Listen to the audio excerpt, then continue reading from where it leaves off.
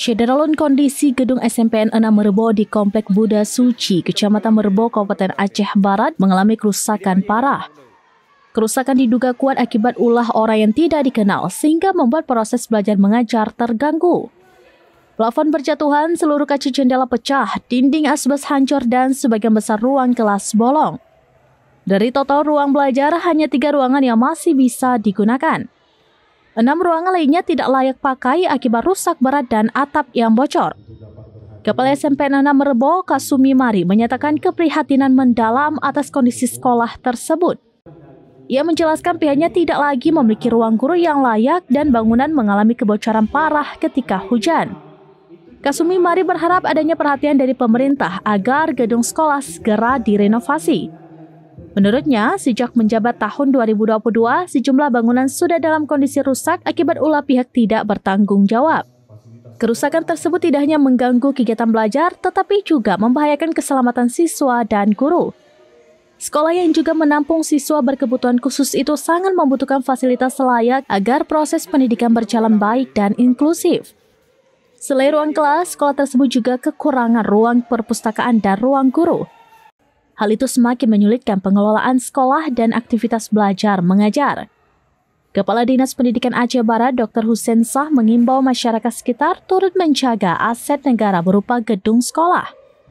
Himbauan itu disampaikan saat menghadiri pembukaan penyelenggaraan pendidikan inklusif di SMPN 6 Merbau.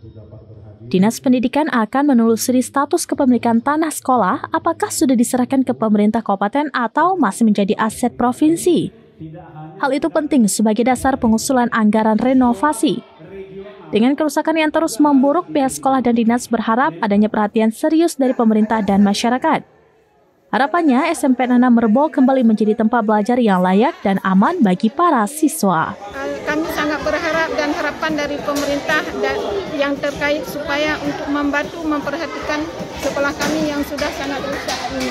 Mungkin bisa dibangun baru atau infrastruktur seperti lab, pustaka dan lab memang tidak ada di sini. Karena pada tahun 2026 kami akan ada akreditasi.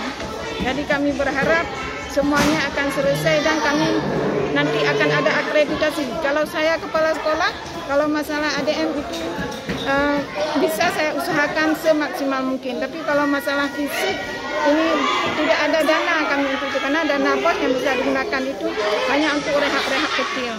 Apa aja Bu yang rusak saat ini? Yang rusak ini ada lokal dan yang WC lagi dibangun baru.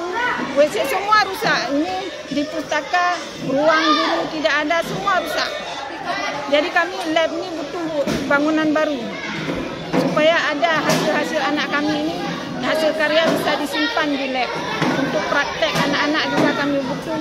Banyak sekali kami yang kekurangan di sini, mobiler seperti lemari, kursi, meja, semuanya kurang seperti itu. Ada berapa siswa kita sini, Bu? Lebih kurang 60. 60 orang. Kondisi waktu hujan gimana nih, Bu? Ada yang bocor atau bagaimana? Bocor karena gentengnya ini rusak.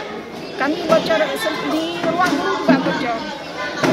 Jadi kami berharap, dan lagi pula dan tanah ini juga belum selesai, masih tanah milik provinsi. Kami berharap pemerintah dari provinsi Permika Aceh segera menghibahkan tanah ini menjadi aset. Dari Aceh Barat, Sado Bahri, serambinews.com.